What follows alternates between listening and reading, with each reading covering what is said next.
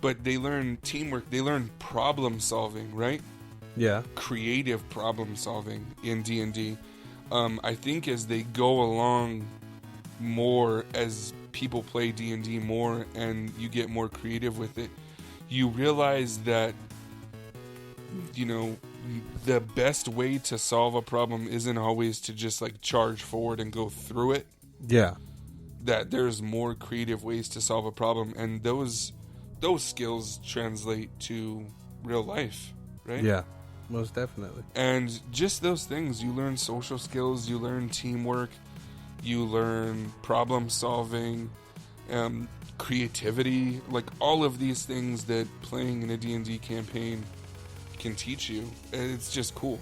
And I think a lot of those things translate into a lot of other tabletop games. But well, and two, one of the biggest things you can learn if you're playing with a variety of people from different backgrounds, different settings, different interests is you learn the old saying of you can't judge a book by its cover. And you find that out because you start learning, oh, well, this person seems like a dick. But then you get playing with them and you're like, holy shit, they have an awesome personality. They're funny as hell. Like, they're cool to be around. And that's exactly what happened. So, like, by the end of it, by the end of this, like, 2 years and new players coming in and stuff, it ended up being where Gamer Club itself was a social circle. And the amount of diversity, like, and you're just like, that is a hodgepodge of people who otherwise normally wouldn't, especially in a high school setting, be hanging out together, working together, and they did it all the time, and it was crazy, and they all became really good friends.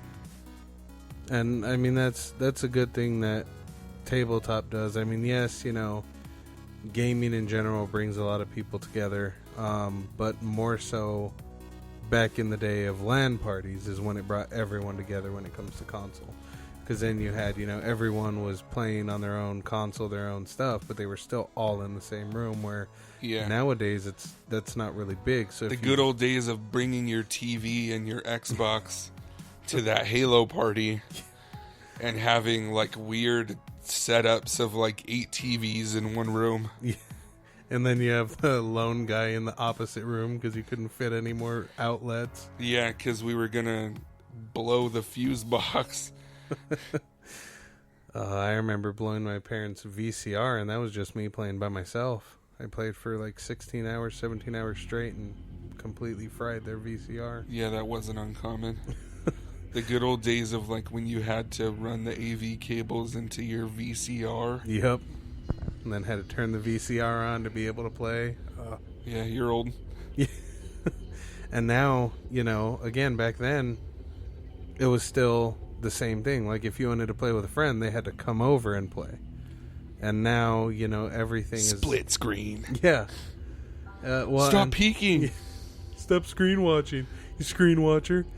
And it's like now, everyone is so reliant on technology. And granted, I fall into that category, but I run a website from my phone. I run social media for businesses from my phone. Like, I do a ton of work-related stuff on there. Same thing with learning. Skillshare, YouTube. I mean, I've learned so much from just those platforms, but to get that actual in-person contact that you need, tabletop is a perfect way to go.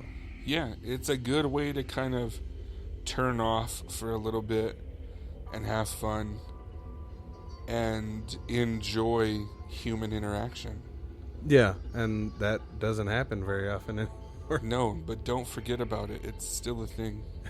Like, enjoy people. Yeah, and I mean, there's going to be people that you obviously don't enjoy or can't enjoy being around. But, like I said, typically when it comes to D&D or tabletop, everyone kind of forgets about what everything is, what all electronics they care about, and it kind of focuses on, okay, how do I play? And then it gets into like the friendly competitiveness where everyone's laughing around like, oh, I'm going to beat you so bad. I'm going to whoop your ass in this. And then everyone's just enjoying laughing.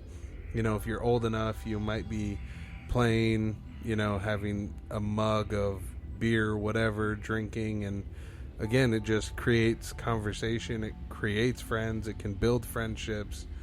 I mean, it's, like and the it same could thing. strengthen existing bonds as well. Yeah.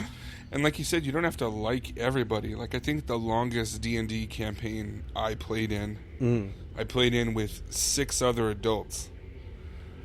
And there was one guy in the group where we just did not click. We just did not click. Yeah.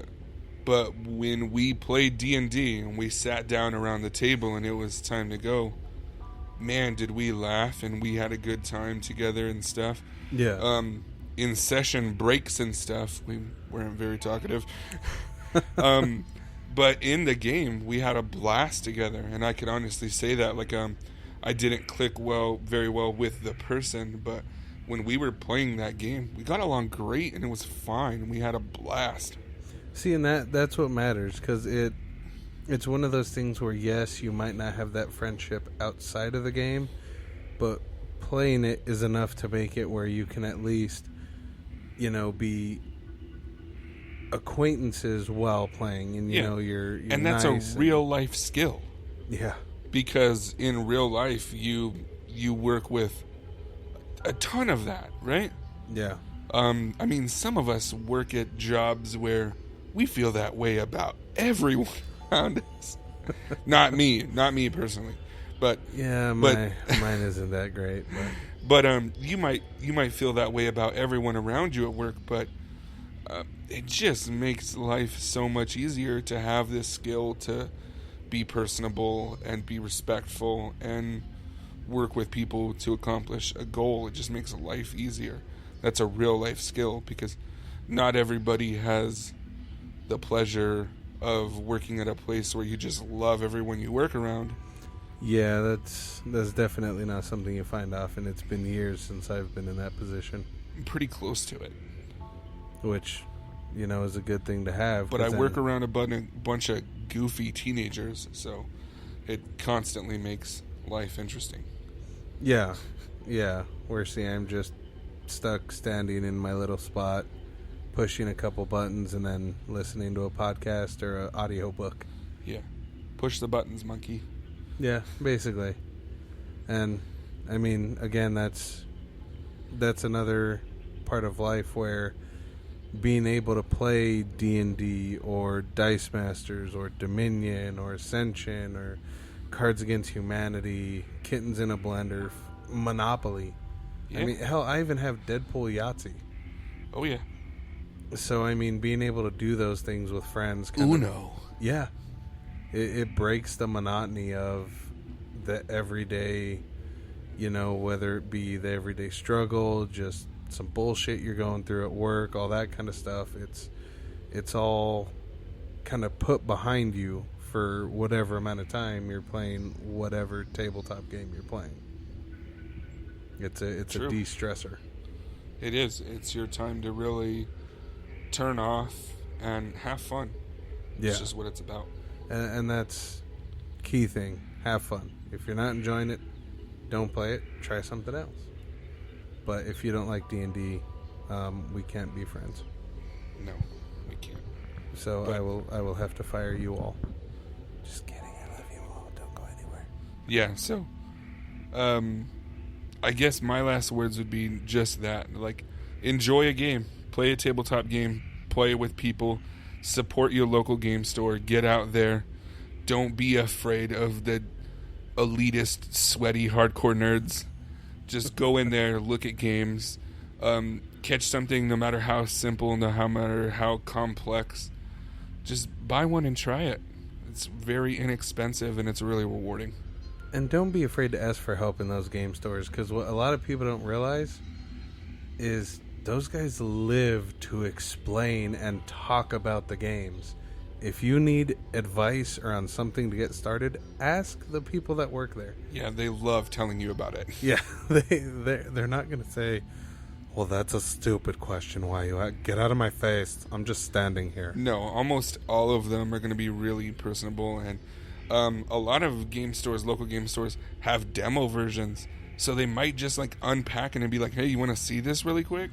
Yeah, and again, that's where, as he said, go. Don't be afraid. Just do it. Do it. But that'll wrap it up for this episode. Again, everybody make sure to show some love to Mr. Bear God 666. Yeah, thanks for having me. It's been a pleasure, as always. Definitely, my good sir. And we will catch you all next time. Don't forget to stay retro as fuck.